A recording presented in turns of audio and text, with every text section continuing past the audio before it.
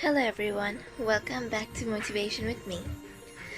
Now, yesterday we spoke about motivation and sports. So, we learned how motivation is essential even for people who are very physically fit. We learned that sports gives you that confidence and that motivation not only to be physically fit, but also mentally fit and emotionally fit.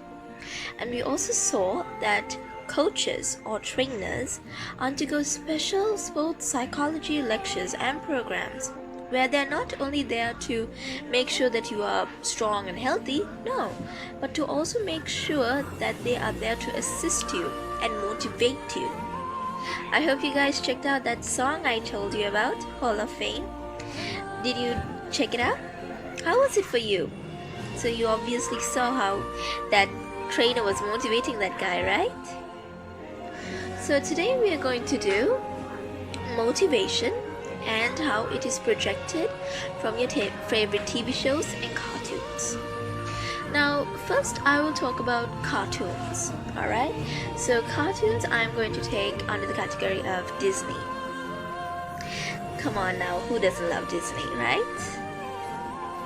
Now, let me tell you something about Disney. Now, of course, it's always colorful and motivating, right? I mean, we see even in Sleeping Beauty, Snow White, the very early Disney channels, we see how the dashing prince goes and saves the princess. And even to do that, it's like a motivation for the people who watch, for example, our children. So, we're not sure what they would be like in their imagination. Oh, I would like to be like that. The girls would think she would like to be pretty as that girl, and pretty as the princess. Boys would think, oh, I want to be brave like that prince who defeated the dragon, and they'll come up with all those imagination. And that's because Disney has given it that kind of trigger. It has motivated that trigger. However, let me tell you this. There is a secret to what Disney does. See, Disney is actually amazing because I actually greatly admire the sense of imagination they have. For example, let me tell you two stories. Alright? Two stories. From Disney, however, these are real stories and Disney has changed it, to make it look like it's a fairy tale. But trust me, they're not. I'm not sure if you've heard of these stories, but just in case you haven't, I'll tell it to you. So let's take the first instance, the first story, Sleeping Beauty. Now, according to the Disney movie, she pricks her finger on the spindle and she falls into deep slumber. And at the end, her prince comes and saves her with a kiss, right? And that's lovely, isn't it? Dream come true. But that's not the real story. The real story is actually quite shocking. Yes, she did prick her finger on the spindle of a spinning wheel. And she did fall into a slumber, true. But she wasn't awoken by a prince. No. Do you know the prince, actually when he saw her, yes, he thought she was beautiful, but he gave in to his temptation, to the temptation. He gave in to that ego he had. And do you know what happened to Sleeping Beauty? She was raped by this prince. And she was awoken by one of her children who was sucking the poison out of her finger, which she pricked on the spindle. Can you see how terrifying that is? In Disney, it says that she was awoken by a prince. But in the real life, she was raped and woken by one of her kids who was sucking the poison out of her finger. How do you feel about that? Maybe some of you would be feeling betrayed by Disney or whatnot, but don't be. The other story, Cinderella. Now we know that she had a time at the ball and whatnot. Then her glass slipper was left behind and the prince wanted to find her. Now, when it came to Cinderella's home, the stepsisters were trying to fit in, right? But it didn't fit in. But do you know the reality of that story?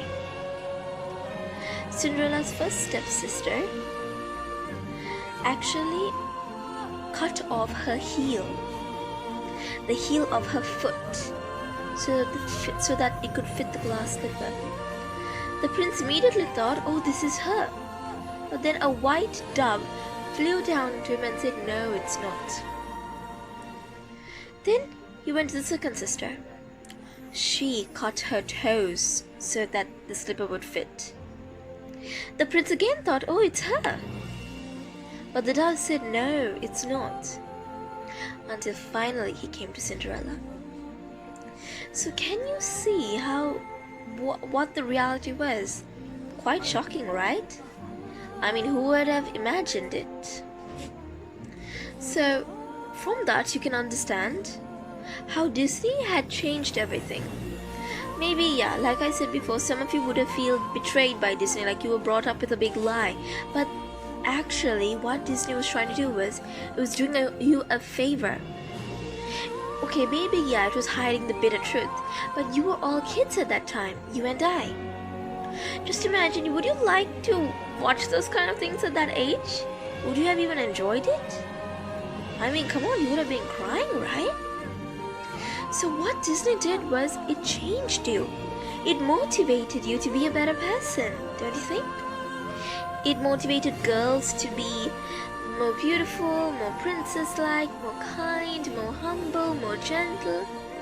And for guys, well, for the young boys, they made them to be like superheroes, strong men, dashing princess. So can you see that motivation? The motivation Disney gave to you as kids was like as if it was molding you, like you were this lump of clay, and the motivation given by Disney was motivating you into what you would like to be. It was motivating your imagination, making it so vast and vivid and colorful. And how do you think Disney even brought up those lovely, enjoyable songs?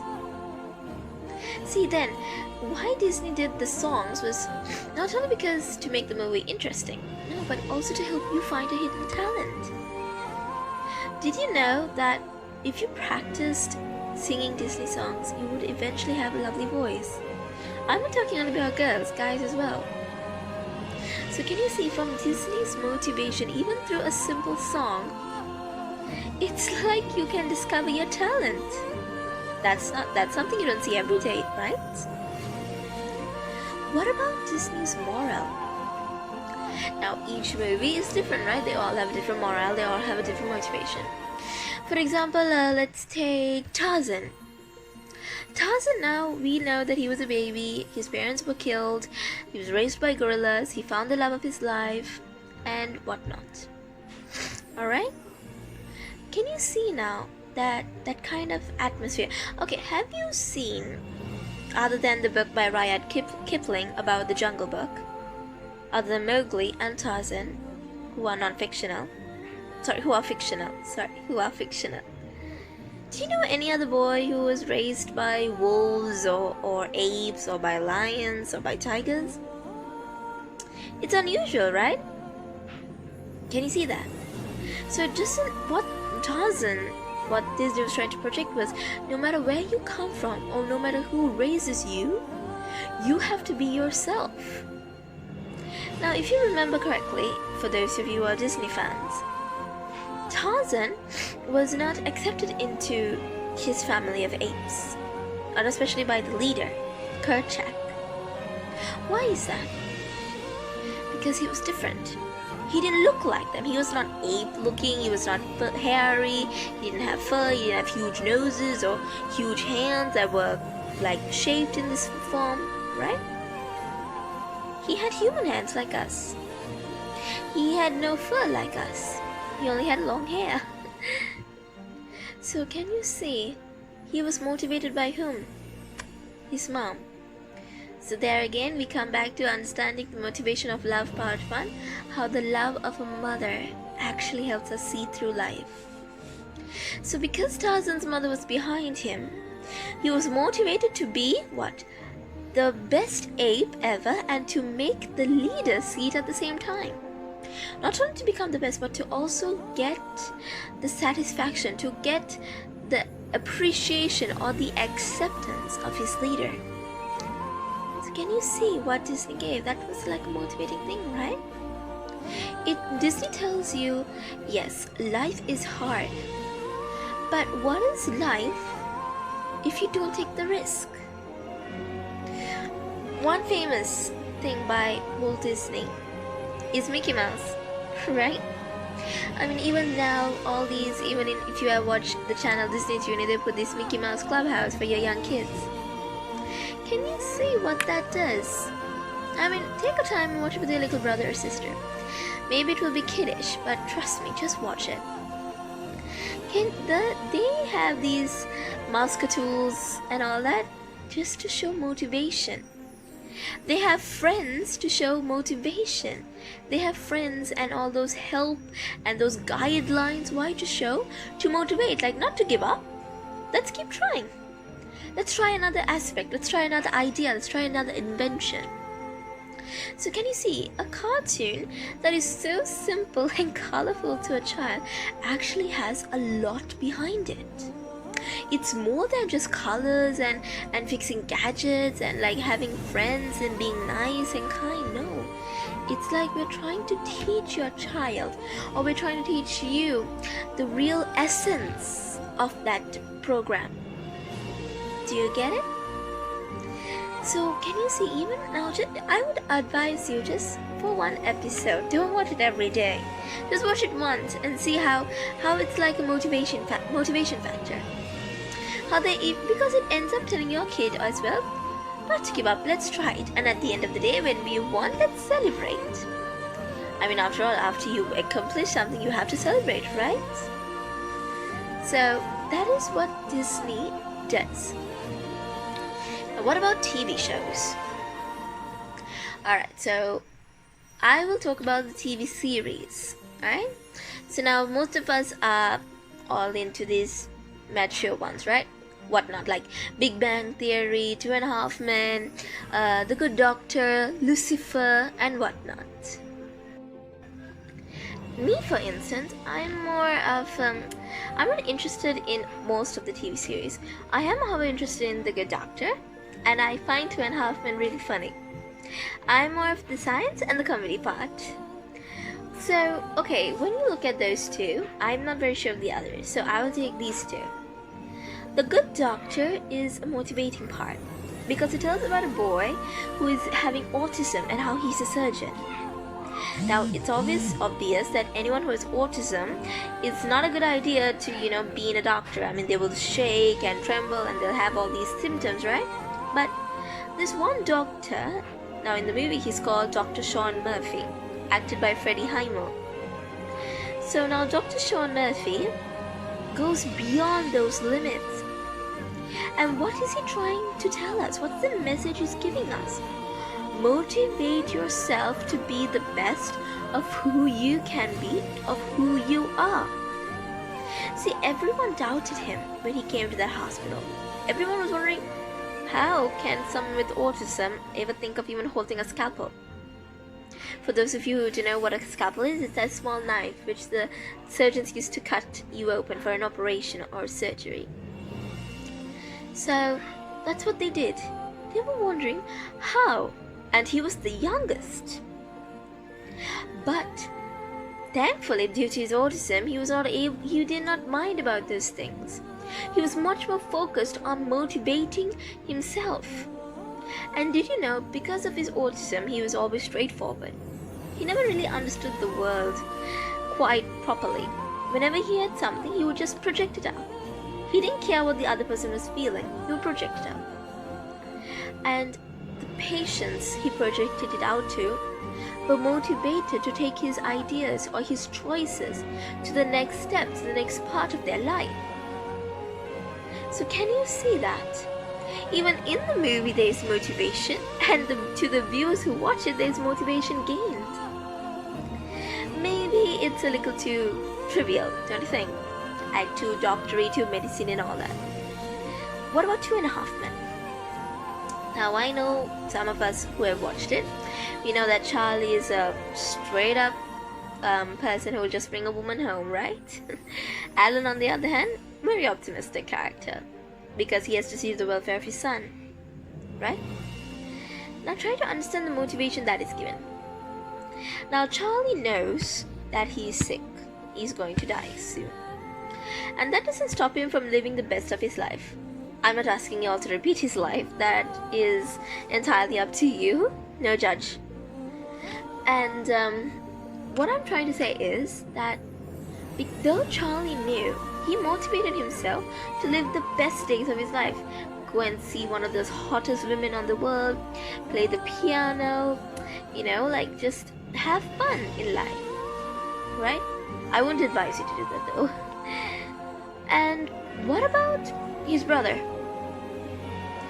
Now Adam was more of an optimistic fellow. Now he was working as well, and he was undergoing a divorce, and he had to look after his son, and his son was not very bright either, right, Jake?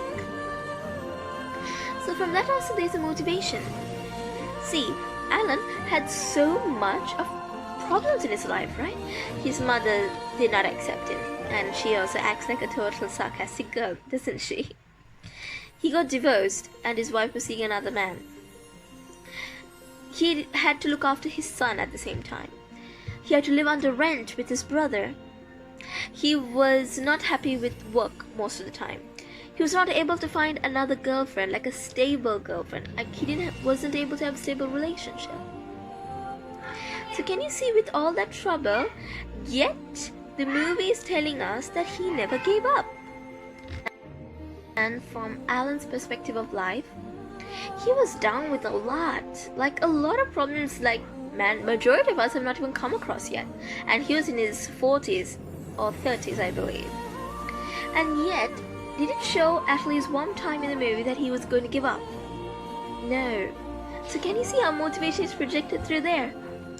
Yes, I have a lot of problems. That doesn't mean I'm gonna fall down. I have to look after my son. I have to look after myself. So can you see how he motivated himself? So we can learn from that. Even from the comedy, there is a lesson. Well, one thing in 2.5 Men is don't have too much of women in your life or too much of men in your life. It's gonna get really complicated, right? But the other thing is that they all have a lesson. It motivates you to be someone. Let it be a comedy, let it be science, let it be technology even. There's always a lesson for you to motivate yourself. Because see, like I said, you are not alone in this world. We all have someone. Even it may not even be your family, it will be someone who will come later on in your life and be your partner. Our famous ghost hunters. I do not know if you know them. Ed and Lorraine Warren, they are my idols. They are my idols because I admire the way they have gone through hardships. Do you know Lorraine's story and Ed's story? So now Lorraine was visiting her mother at the hospital. Her mother was very sick. And while she was visiting, she saw an angel touching a cheek of a boy very slightly and gently. Then it stopped and looked at her. Now she was very young, so she went and she told all the nurses and her mom, but they didn't believe her. But she knew what she saw. She kept that in her heart. I'm not crazy. I will show you all that I'm not crazy. Now Ed, his story is a little different. Now we all know that when we're young, we always think there's something hiding under our bed, right, and going to come and jump up and scare us. Ed's bed, when he was young, really had something underneath, and Ed didn't know what it was. He ran out of the room when something just caught him by the leg and yanked him down to the floor. He ran out of his bedroom to his dad.